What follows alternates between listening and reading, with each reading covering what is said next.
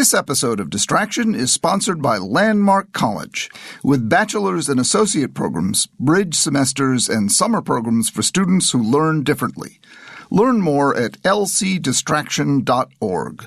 Landmark College. Learn your way. Succeed uniquely. Hello, this is Dr. Ned Hallowell with a special episode of Distraction. Today, to celebrate Halloween, I am going to demonstrate how to diagnose ADHD. People often ask me, how do you diagnose this condition? Well, what better way to diagnose it than to bring into our studio a live candidate, a live specimen, a living human being who actually wants to know whether or not he has this condition. And it's best diagnosed with someone who knows him well. And so he brought along the woman he intends to marry. Now, before we meet him and the woman he intends to marry, let me give you a little bit of background. There is no, contrary to popular belief, there is no test you can take to diagnose ADHD. Most people say, well, I was tested and I don't have the condition. There is no test. There are many checklists, there are many screening tools, and they are all valuable. But none of them is proof positive. They're all helpful in raising your index of suspicion, so I'm not saying disregard them. I'm just saying you can't trust them the way you could trust a blood test or an X-ray. The closest thing we have to an absolute proof positive test is the history. And the history, which is the oldest test in the history of medicine, is taken individually, face-to-face, sitting down with somebody who has experience in eliciting a history. So you sit down face-to-face with an experienced clinician and you tell your story. It's a wonderful thing. It's disappearing from medicine as we become more technology-driven, as we become more computer-driven, more checklist-driven. It's increasingly rare for someone to get a chance to do what we're about to do, which is to sit down and tell your story. But that's where the diagnosis of ADHD lies or does not lie. It's in the story of your life. Now, obviously, I will ask questions that guide us in a certain direction. We don't have time for this man to tell us his entire story. We'd be here for quite a long time. So it's what we call a structured interview. But at the same time, it will be open-ended, which will allow Tullio, which is his name, to volunteer information that I might not be looking for. And that's the problem with the checklist. They lead the witness. And so while I'll be guiding him, I will not be leading him. I will not be sort of asking him questions that have specific pointed answers. The testing that you can get in addition to the history to diagnose this condition is neuropsychological testing, and that's always useful. It's not essential, but it is always useful. So if Tullio were to come to my office in Sudbury, Massachusetts, or New York City, we would offer him neuropsychological testing. So again, I'm not saying don't get such testing. I'm just saying it's not definitive and it's not essential. Neuropsych testing does provide very valuable additional information. But the real way you diagnose ADHD is by taking the history. Well, with that introduction, let me welcome to the show, welcome to our studio, Tullio Milani, 33-year-old handsome young man, and his beautiful fiancée, 26-year-old, I hope you don't mind my revealing your age. Not at all. Johanna Regan. Welcome to Distraction. Such an honor to be here. Thank you for having us. Thank you so much. Thank you so much. Well, Tullio, in your own words, could you tell us why you reached out and what made you think you might have this interesting condition so misleadingly called ADHD? Absolutely. So It all started when I was perusing the internet, as many of us do nowadays. I just want to interrupt you for 1 minute. Sure. And explain to listeners why it's important to make this diagnosis with someone else present. And that's because people with ADHD, we're not good self-observers. And so it's good to have someone else present who can act as a corrector of our faulty self-observations. So you interrupt him, Joanna, whenever he says something that you know is simply wrong. With pleasure. You won't have to tell her that. So I was perusing the internet and I was on YouTube, and I like to watch TED Talks because I find them very fascinating, different topics. They're just very interesting people that go on there. And a TED Talk about ADHD came up. Actually, I think you interviewed her, or rather she interviewed you as well on her show. I listened to her story, and it just clicked. Something just clicked. She revealed things about herself that, for once, I was like, wow, that is actually very similar to what I've gone through, is her life experiences.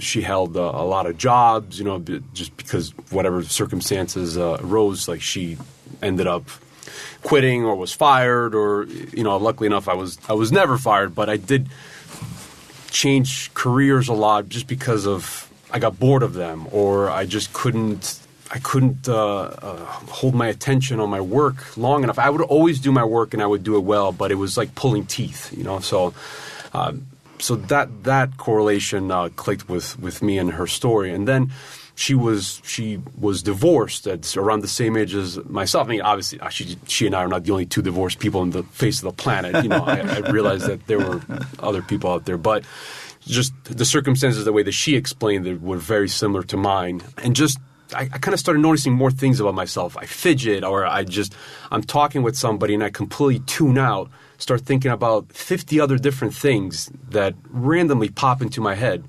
And I hate to even admit this, but while you were doing your explanation at the beginning, my mind wandered for a quick second. I was like, no, wait a minute. We're about to record something here. I should probably pay attention. So I apologize for that. But No. So then one thing led to another, and I discovered your podcast, which I've been listening to for the past couple weeks. I mean, this has only been a couple weeks in the making, really, that I started learning more about ADHD. So I guess because I'm kind of an obsessed person, when I find something that fascinates me, I love to learn everything about it. I purchased one of your books. I read up a million articles online, watched videos of Send other... me a million articles. Yeah, absolutely. Yeah, I text her the art. I'm like, hey, check this out. Look at the careers that an ADHD person should be doing. And I'm like, and those careers, in fact, fascinate me. I'm like, that's something that I always thought of perhaps pursuing in my life. I'm an engineer right now, and I love it, and I do. I do enjoy what I do for the most part. I think one of the other when he started looking at all of this stuff, he was kind of. He constantly says that he needs engagement in what he does, and he's always wanted to start his own company, and he's not. It's not that he doesn't enjoy what he does. Something both of us struggle with is the monotony of doing the same thing over and over again, and that's why he tends to search for things. And I think one of the reasons why this may have popped up is because he was. You've said this before. He was kind of hoping that something might be not wrong with him, but he's hoping for an explanation for why he's struggling to maintain his engagement with just everyday activities. Why the monotony gets to him. It's the challenge that I find that's missing. I like challenge. I consider myself a relatively intelligent person. Right. And I'm just kidding. she's like, well. It's if I'm not engaged, if I'm not challenged, I just lose interest. Yeah. I'm like, what's the point? Yeah. How long have you been in this job? I've been doing this career path for about 6 years, but it's dynamic, right? So, it does change. It does provide certain differences. So you're always looking for different avenues kind of within the same area. Like, so you've done the, as an engineer, you've done the technical side of it. Now you try to do the salesman side of it, but that is not engaging enough for you. Exactly, right. So reading detailed specifications, pages and pages and pages of details, it's like pulling teeth. Yeah, you know? I mean, like I said. So what are your strengths? What are your particular talents? Well, I love a challenge. I feel like I always rise to the occasion. I work very well under stress, under last-minute things. I'm all about that. In school, for example, when I wrote, I did this test to myself, so I'm kind of going a little ahead of myself. I was like, I gave myself the 3 weeks that I needed to complete a certain essay, and I ended up doing, I think I got a B- on it, right? Which I know I'm like, wow, I can actually do a lot better than that. But what I typically do, I wait till the night before, and I end up getting an A on that because I work really well. I guess the term that I've been hearing a lot is hyper-focus. When I know that the crunch line is in, we're at the 11th hour, we need to get this done, I will focus like nothing else matters. And I will not stop. It's incredible. And I wish I had that constantly. No matter how hard I try right now, if I know that I have a week to do something, I will start doing my work. And 5 seconds later, something random pops into my head. And I have to stop what I'm doing to go on my phone and look at that random thing that has nothing to do with anything up. It's silly. And I know that it's silly. And that's the part that's driving me nuts. I'm like, is there something wrong with me? Am I just inefficient? What can I do? So I tried turning off my phone, putting it away. I tried putting timers on it. I tried everything. But despite that, I'll get up, grab a cup of coffee, come back, sit down, fidget, play with my, ring, play with a Rubik's Cube that I'll just fidget with. And it's crazy. So again, which kind of leads me to where we are today, with all these questions that I have. And, I know a lot of times people say, oh, well, you were a good student, because I did relatively well in school. Tell me about childhood. What happened in childhood? Absolutely. So when I was 9 years old, my parents and I, we moved to America from Italy. So you moved over 9 years? When I was first 9 years old? 9 years old, in Italy. Okay. Yep, absolutely. And I didn't speak a lick of English. Wow. And why did you come over here? Well, the American dream, right? Okay. So the opportunity of pursuing a better life. Okay. And Italy's a beautiful country, of course. But it's nice just to go on vacation and then when you come home. But and your dad, what kind of work? So we own a pastry shop. So your dad was a baker. Yeah, absolutely. Yeah, and he came over here. Yep. And we came here, my mom and dad. And was it just you and your parents? Just my parents and I, Yep. No sister, brother? Nope, just an only child. Yeah. So I think they probably had plans to have another child at some point, but I think because, the your mom's mentioned it before that she didn't want to she claims that she did it right the first time. And she also didn't think it would be fair because you were already, 9, 10 years old and by the time you were over here. So you started school and learned English? Yep. So I went to ESL, English as a second language classes, and I did well. I did well, maybe not. I don't think I actually did well, and I always blamed it on the fact that I didn't speak English. I did okay, but I always aimed to please. I always aimed to make my parents happy. So I remember this, and I've been suppressing these memories, and I've been trying to think of, getting ready for our interview, trying to think back to those days when I was a child. And I remember in school they used to give us spelling tests. Grab a little piece of paper and do the the teacher would give us the word to spell. And obviously me, English being a second language, and English, doesn't make any sense when you spell it. It's there, and there mean three different things spelled completely different. It's very difficult.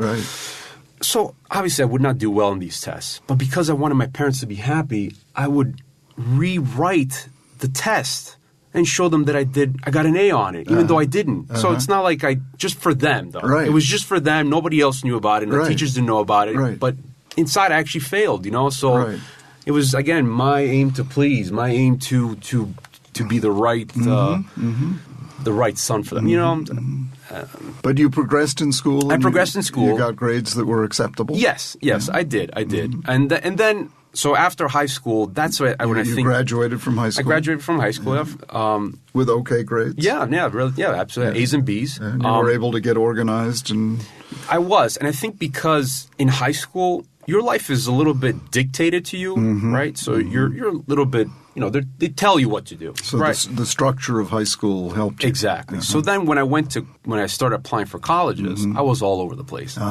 Very disorganized. I didn't know what to do. I didn't know what I wanted to be. I didn't know what path to take, right? So I went to I think UConn in Stanford. And there I was a complete spaz. And it's funny because, and I forgot about this until very recently, a friend of mine, very close friend of mine, he said to me, he looked at me, he's like, Tulio, I think you have ADHD. And I got so angry at him. I remember because I was bouncing off the walls. I was always that guy that broke into song and just had no care in the world, and I was just kind of all over the place. And I got so mad at him. Like, how dare you say that I have ADHD? I don't have that. While literally I'm crawling on the table pretending I was Gollum from Lord of the Rings. Like I was doing all these crazy things that I never really thought of. Right. I don't think I even told you this. Like, no, you haven't. Because like I said, I've kind of forgot about all this stuff, right, until recently. Yeah. And I did not do well.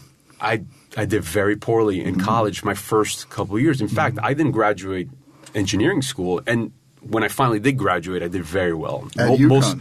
No, I actually graduated from Wentworth Institute of Technology so did you in leave Boston. UConn? So I left UConn. I was there for a year. Did you flunk out or did you? I basically flunked out. Okay. So, actually, no, excuse me. That's not where that. So then I left UConn and I went to University of New Haven. You withdrew voluntarily? I withdrew voluntarily. Okay. I went to University of New Haven. So you withdrew before you flunked out? Correct. Okay.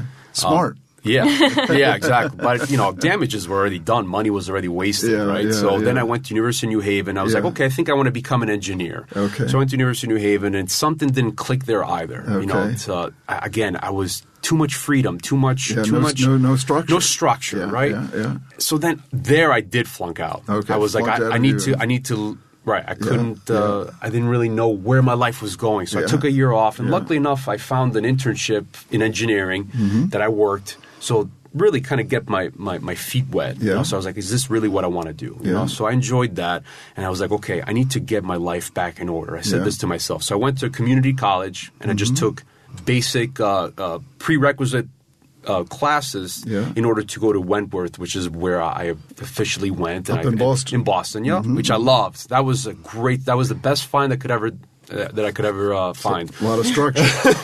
Sorry. Exactly. No, it was very good, right? And so the classes were small because the school is small. I think there's only 3,600 kids in the whole school. So classes were a little bit more focused on the teaching style is so fascinating because it's not just theory. It's not just doing calculations, which I enjoy doing, but it's also lab work. It's 50-50. And hands-on. Hands-on, which I love. I love working with my hands. I love building things. I love exploring things. I have some of my friends, they say to me, Tulio, you can do everything because I'm not afraid to do anything. Like, I'll just do stuff. And I tell them, my response is, it's not that I could do everything. It's that I'm not afraid to try anything. Yes. So it's... no fear. Exactly, right. Yeah, but my mind, again, goes all over the place because eventually... So you graduated Wentworth. I graduated from Wentworth, very, mostly A's. I did very well, so I was very happy. I enjoyed my time there. And then I found, I started looking for work and I've been on the... So I didn't graduate college till 2010. So I was 27 years old when I graduated. Did you get married then? No, I did meet my first wife at school. At Wentworth? At Wentworth. We were together for 7 years. 7 years? Including the marriage. The marriage only lasted a year. But you were with her while you were at Wentworth? Yes, for a couple of years. Stabilize you?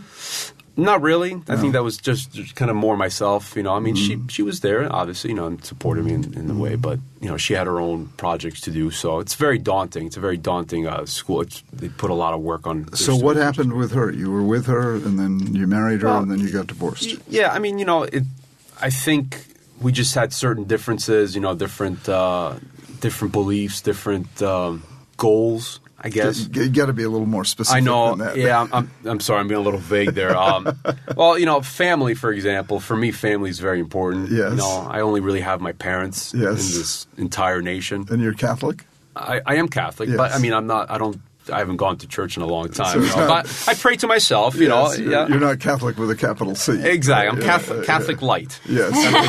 Yeah. And so me being, because I help out at my parents' bakery. I actually do the cake decorating there. I do all the wedding cakes and I do the the birthday cakes. So I. And your wife wasn't as interested in family. I mean, she. In her own way, she was, in her own way, but I think we had differences there. Maybe Johanna can interview. Because I met her when Awkward. I know, awkward. When I met Tullio, he was still married. And, You met acting in a play. We did. Yeah. We met acting opposite each other in Young Frankenstein. So much fun. But I got to know his ex-wife a little bit, and the impression that I got was that she thought because they were married that he belonged to her, and she didn't necessarily like to share. She didn't like anybody else. And if you know Tullio, he's a very loving man. He hugs everyone. He kisses everyone. He's not afraid to show how he cares for other people, which I absolutely love because I'm the same way. But she didn't necessarily appreciate that. She would get upset if somebody, especially if another woman gave him a hug, or she kind of resented the bakery in a sense because it took up a lot of his time. Not that, I think it's not that I'm trying to compare myself, but I think it's a beautiful thing that he helps out his parents. I love that. I even work there now, and I love helping his parents out. It doesn't bother me that he runs out to decorate a cake before I'll be right a back. party. 10 minutes. I have to go decorate a quick cake. I'll be 5 minutes. It's the running joke. Yeah, it is. Yeah. All my friends, they're used to it. It's like, Tullio, you have to run out and decorate a cake before dinner. The party will start at 6. He'll show up at 7 with all the food that he cooked at the bakery. But. So getting the divorce was no big deal? It just seemed like a... It was it was mutual. It was a little bit mutual. I think, I think I had given myself enough, because I feel like I'm a people fixer. Yeah. Right? Is that how you would... Yeah, because with the engineering background, you see... No, I don't want to say broken. That's not the right word. Not broken, but you see projects and... Maybe, yeah. Was she a project? She was. Obviously I don't want to speak ill over... I only wish her the happiest life on earth, and I want to put that... I want to make that very clear that I wish nothing but the best. Yes, for, we had to go our separate ways, but, I think she had certain family problems, that everybody has family problems. There's always... So it was better for you both. It was better for us both, right. I think I have given myself enough where I needed to start concentrating a little bit more on myself, because by the end of it, I was very empty. I was very like an empty shell, if you will. He's very selfless. He tends to put other people before himself a lot. Yes. And both of us are very empathetic people, so we feel other people's feelings. It's hard. It is hard. It's very, very difficult, so it's... But so that's that grim tale. But in the end, it was worth all the ugliness, I suppose, for lack of a better term. So then, now you have been together for how long? A little over 2 years. About a little over 2 years. Yeah. Wonderful. Yeah. And this question of ADD never came up? No, well, I always said it as a joke. I'm like, oh, sorry, my ADD just kicked in, because I knew nothing about it. People throw these terms around very Even though loosely. someone told you at UConn you had it? And this was just so long ago. It was that I kind of never really thought about it till recently, again, because I made those connections, right? We joked about, we have joked about the whole ADD thing before, because it's, which is not a joke in any stretch of the imagination. The joke, quote unquote. My father is very not politically correct, and we take a lot of the quote unquote jokes from him, right?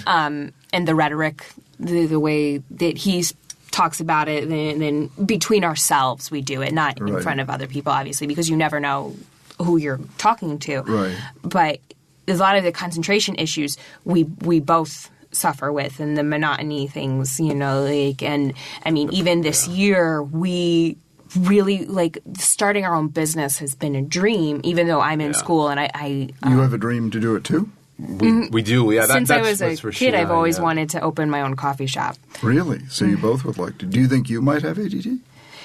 It's crossed our minds. It has. It really has. Because she and I just connect in our spazziness, I guess. That whole procrastination thing, too, I'm terrible. No matter how, I feel so bad saying this because I'm in school right now, but my professors will give us the deadlines for everything, and I don't care how much time I have beforehand.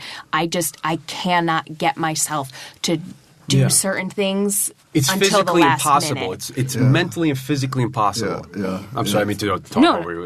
It's an Italian thing. We just talk over each other, move our, Well, it's. I'm really glad you brought it up and came in. Because you're pretty classic for someone with a high IQ, ADD, and let me just describe to both of you the syndrome, and I think you have it for sure, and you well might. ADD it's a terrible term. It is. It's ugly. Yeah, it's a attention deficit disorder. Much better term is race car brain with bicycle brakes, and your brain is just it's constantly moving. It's this really highly energized brain, and you just have trouble controlling it. So it's like the ADD brain is like a toddler on a picnic. It's constantly going wherever curiosity leads it, with no regard for danger or authority. So it's off into the woods, so people with this trait, and I see it as a trait, not a disorder. I have it myself. We tend to be creative, original, think outside the box. We're the discoverer, the pioneer, the inventor. Edison was a classic. We're the people who see what other people don't see. Most entrepreneurs have this. It's rare to find an entrepreneur who doesn't have it. We do much better being self-employed. Mm-hmm. We need other people to help us because we really need structure, and we're not good at creating it for ourselves. Mm-hmm. So we need someone else to help us create it. We have tremendous imagination, tremendous intuition, tremendous energy. We tend to be very, very big-hearted, very generous, very giving and forgiving, but also strong-willed to the point of being stubborn and very, never give up kind of thing. And then on the problematic side, trouble sweating details, trouble sticking with it, trouble with time management. In the world of ADD, there are basically two times. There's now and not now. So there's a tendency to put things off to the last minute. But then you get it done in a panic at the very last minute. Right. Because what happens as the last minute approaches, you panic, and in a panic you get a big bolus of adrenaline. And adrenaline is chemically very similar to the medications we prescribe for ADD. And so people with ADD tend to live in a pattern of chronic procrastination, which it's not a very healthy way to live, so you're living in a bath of stress hormones.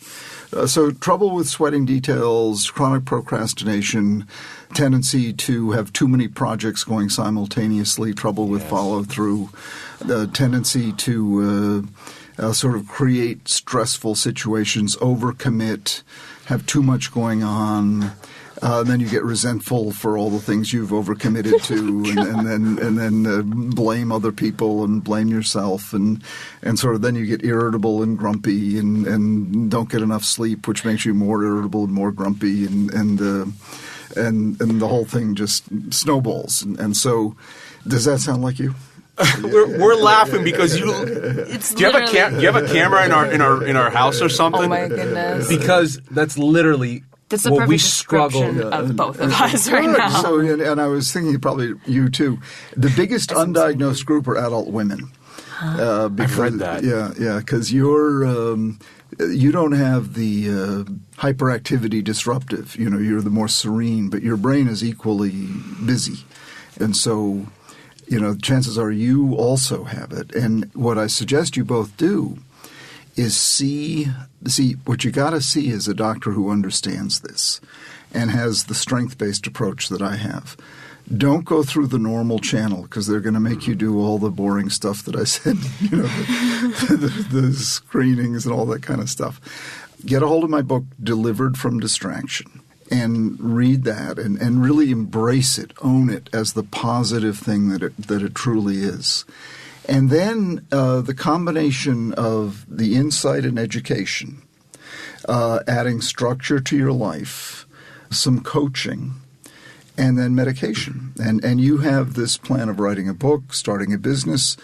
Those are absolutely doable things because one of the best things you can do for ADD is to have a creative outlet. And the reason I write a lot of books is if I don't have a book going, I get depressed. Yeah. So we need, like a cow needs milking, we need our creative outlet. Right. We really need that. We need to have our creative juices milked every day. And if we don't, we just feel yucky. I think that's one of the reasons why we gravitate towards doing theater, even though it creates stress in our lives because it takes up a lot of time. I'm doing I have a part-time job that's doing theater right now, and it takes up a lot of time. But if I didn't have it, I would. So that combination of some coaching to help you, set up structures, medication, it works about 80% of the time. It could be a total game changer for you. And then you probably changing your career so you could be more running your own show. You don't want to do it tomorrow. Of course not. But that would be the game. Bills still need to be paid. Yeah, exactly. But down the line, that would be, I think, where your future lies. So for listeners, this is how the diagnosis works. You take the history, which we did. The telltale signs were right there from the beginning, the way he described. I'm antsy, my mind wanders, I need a challenge, I get bored, the monotony kills me. It's been that way for a long time. I saw it in college. I was told that. I'm full of ebullience. I was lying on the table. I burst into song. I get carried away with my energy, my enthusiasm, all this good stuff. I don't know how to contain it, and he's doing well because he's very smart. And a lot of people who are very smart don't get diagnosed because the popular notion is you have to fail in order to have ADD, and nothing could be further from the truth. Some of the most successful people in the world have this condition. And I think Tullio is a real good example, and Johanna as well. And, in a relatively short amount of time, you can come to a pretty clear decision. Now, what we would need to do is follow up with them and, over time, intervene and set them up with a coach, continue the process of education so they can own it and really – because then they become sort of the best planners of the interventions. They come up with the ideas. And we should try this, we should try that.